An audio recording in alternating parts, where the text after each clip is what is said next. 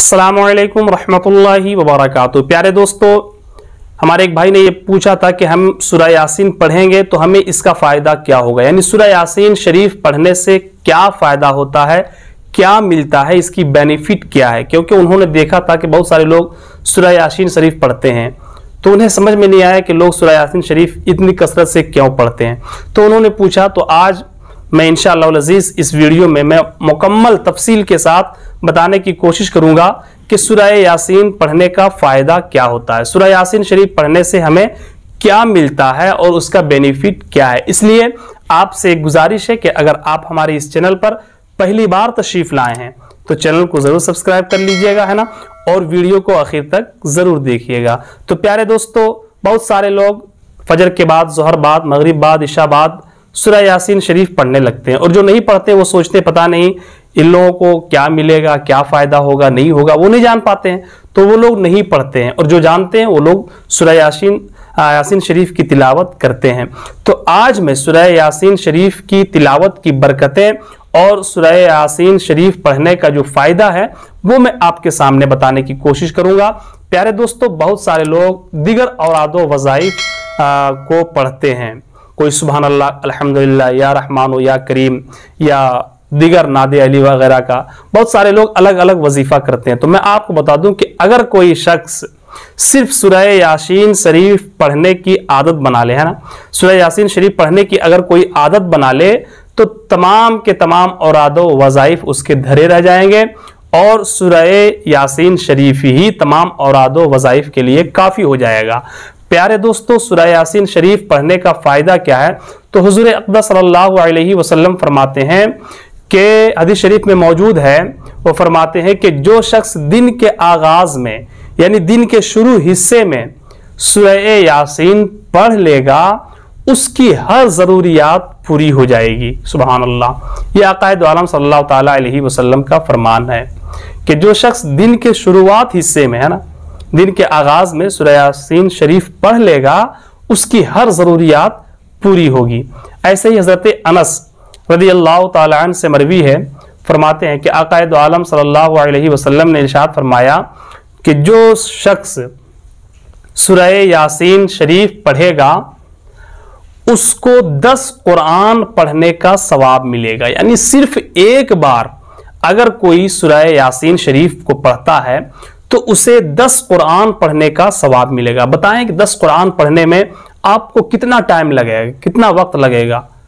है ना, लेकिन अगर आपने सिर्फ एक बार सूरह यासीन शरीफ पढ़ लिया तो आपको 10 कुरान पढ़ने का सवाब मिल जाएगा। सुभान अल्लाह। इसी तरह से हजरत अबू हुरैरा रज़ियल्लाहु ताला अन्हु से मरवी है, फरमाते हैं कि जो रात में, है ना, रात में सोने से पहले अगर कोई सूरह यासीन शरीफ पढ़ करके सो जाए तो वो सुबह में उठेगा, इस हाल में उठेगा गोया कि वो बख्शाया हुआ है ना। आक़ाए दो आलम सल्लल्लाहु अलैहि वसल्लम फरमाते हैं कि जो शख्स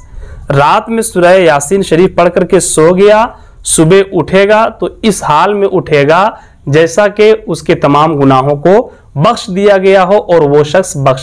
बख्शाया हो। बताएं कि सिर्फ एक बार सूरह यासीन शरीफ पढ़ने का इतना फ़ायदा है कि उसको उसके गुनाहों को बख्श दिया जाता है। और दूसरी हदीसों में यहाँ तक भी मिलता है कि जो शख्स इसे सिर्फ एक बार पढ़ेगा, यानी सूरह यासीन शरीफ को एक बार पढ़ेगा, उसके तमाम पिछले गुनाहों को माफ़ कर दिया जाएगा।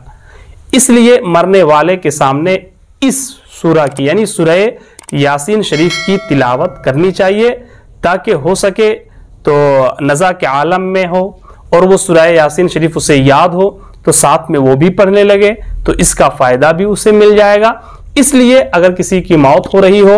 और मरने वाला आलम नज़ा में हो, आखिरी वक्त में हो, तो वहाँ भी सूरह यासीन शरीफ की हमें तिलावत करनी चाहिए। प्यारे दोस्तों, बुजुर्गान दीन फरमाते हैं कि जो शख्स सुबह यानी नमाज फजर के बाद हर रोज़ एक बार सिर्फ सूरह यासीन शरीफ पढ़ने की आदत बना लेगा तो अल्लाह रब्बुल इज़्ज़त उसको लोगों के दिलों में अजीज कर देगा, है ना। यानी जो शख्स सूरह यासीन शरीफ पढ़ने की आदत बना लेगा बाद नमाज फजर तो अल्लाह रब्बुल इज़्ज़त उसे लोगों के दरमियान महबूब बना देगा उसकी इज्जत लोगों के दरमियान बढ़ जाएगी और उसके रिज्क में भी कुशादगी कर दी जाएगी, मालो दौलत भी खूब कमाएगा। औलाद से अगर महरूम है तो उस सूरह यासीन शरीफ की बरकत से अल्लाह रब्बुल इज्जत उसे औलाद भी अता फरमाएगा। और अगर कोई शख्स कैदी है और अगर वो जेल के सलाखों के पीछे है, कैद है,